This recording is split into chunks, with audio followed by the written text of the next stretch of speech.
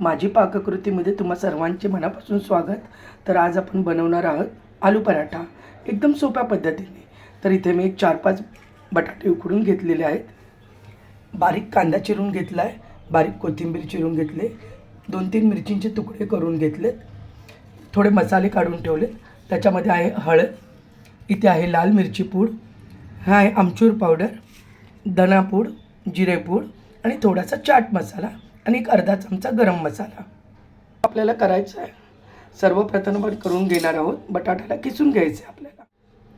आता बघू शकता तुम्ही, आपण बटाटा किसून घेतलेला आहे. आता त्याच्यामध्ये आपण हे सर्व साहित्य जे घेतलं होतं ते एक एक करून सगळं मिक्स करून घ्यायचं आहे. त्याच्यामध्ये आपण पहिल्यांदा टाकणार आहे बारीक चिरलेला कांदा, कोथिंबीर पण भरपूर घाला, खूप छान लागते. आता आपण टाकतो कोथिंबीर, मिरचीचे तुकडे,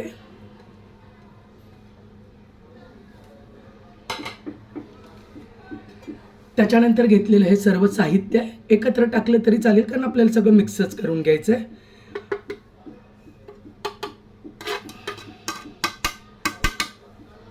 त्याच्यात चाट मसाला पण टाकला आहे, त्यामुळे आपल्याला मीठ टाकताना व्यवस्थित टाकायचं आहे. आता आपण टाकणार आहे थोडं चवीनुसार मीठ.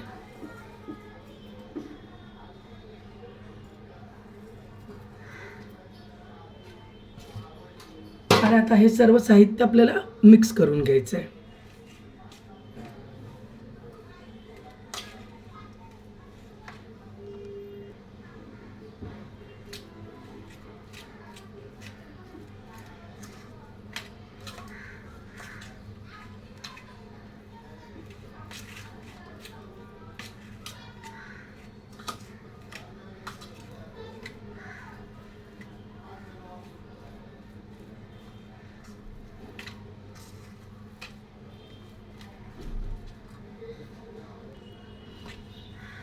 आता तुम्ही बघू शकता, हे सर्व छानपैकी एकत्र मिक्स करून झालेलं आहे.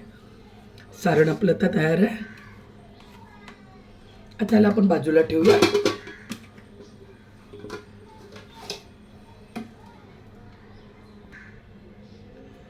आपण पीठ मळून ठेवलं गव्हाचं, ते मी अगोदरच भिजवून ठेवलेलं. आता ते छानपैकी एकत्र करून घ्या. बघू शकता आपलं पीठ अतिशय व्यवस्थित छान झालेलं आहे. सारणासाठी आपल्याला अगोदरच पराठ्यासाठी गोळे तयार करून ठेवायचे आहेत. तर तुम्ही एकसारखे पहिल्यांदा सगळे गोळे रेडी करून घ्या. काही जण त्याला चपातीचे उंडे पण म्हणतात, तर ते तुम्ही करून घ्या. साधारण एवढा आपला पेढा असावा.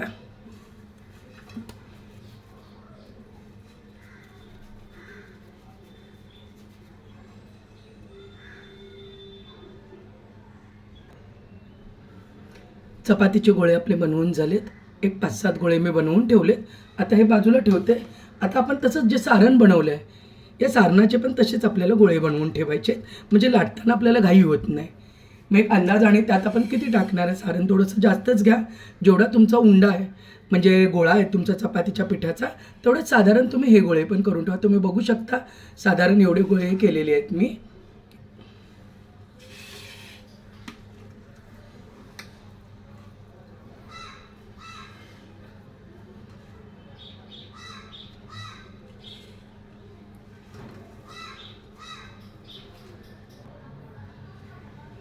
आता बघू शकता आपले हे पण पराठ्याचे पण गोळे तयार आहेत आणि चपातीचे उंडे पण बनवून ठेवलेत.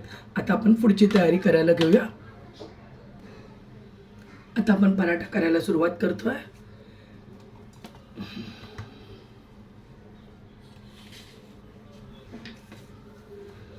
थोडीशी मी अगोदर लाटून घेते पोळी.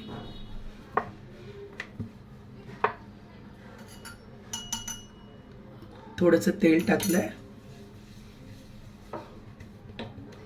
आणि एक आपला हा उंडा घेऊन त्याच्यावर मी ठेवते. आता हे मी पॅक करून घेते.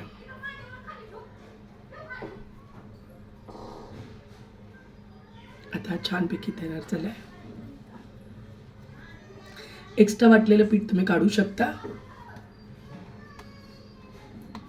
हाताने असं करून घ्या, म्हणजे सगळ्या बाजूने सारण आपलं पसरलं जातं. आणि कधी आलू पराठा करताना ना बटाटे तुम्ही रात्री उकडून घ्या आणि फ्रीजमध्ये ठेवून द्या, म्हणजे सकाळी की नाही ते जास्त होत नाहीत. कारण काय आणि शिजवलं जर आपण करायला घेतले तर त्याला पाणी सुटतं, ते मऊ असतात ना त्याच्यामुळे, मग सारण खूपच ओलं ओलं होतं.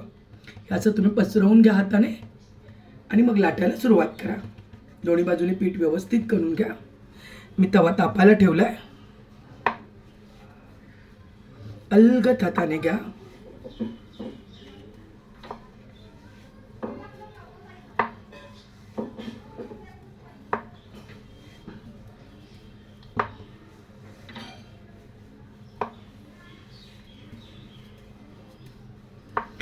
आपल्या नेहमीच्या याच्यासाठी एकदम पण पातळ लाटू नका, हलका जाड ठेवा, म्हणजे तो खाताना पण छान लागतो, हलकासा, खूप पण नाही. आणि पचवताना खूप चांगला त्याला पचवून घ्यायचं, मीच भाजून घ्यायचं आहे.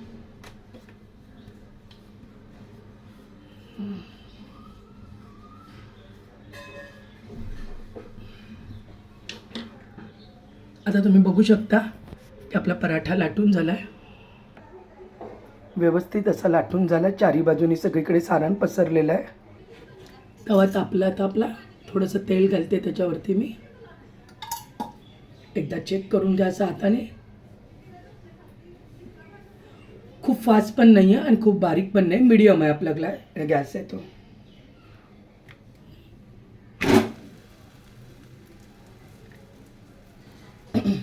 अशाच प्रकारे आपल्याला दुसरा पण पराठा करून घ्यायचा आहे.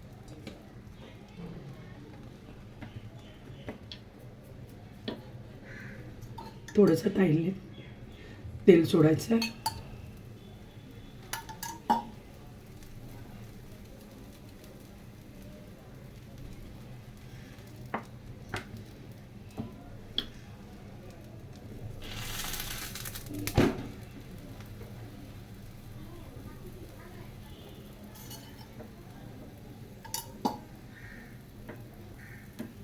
बघू शकता तुम्ही, खूप छान होत झालाय तो.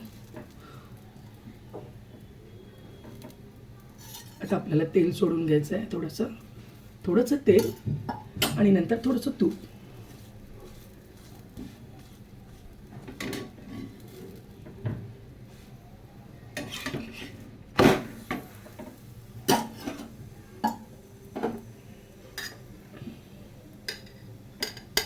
आता मी टाकलं तूप, सर्व बाजूने पसरवून द्या त्याला.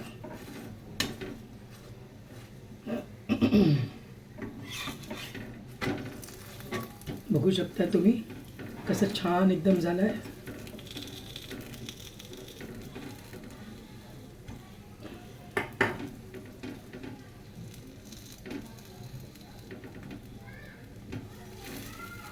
चारी बाजूने आपल्याला व्यवस्थितपणे त्याला पचवून घ्यायचं आहे.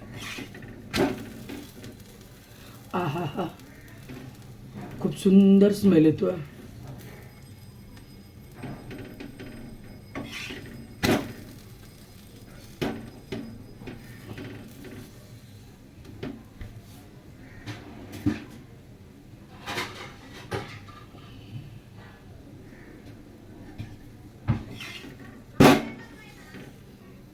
आता हा चारी बाजूने अतिशय व्यवस्थित छान खरपूस असा मस्त भाजलाय.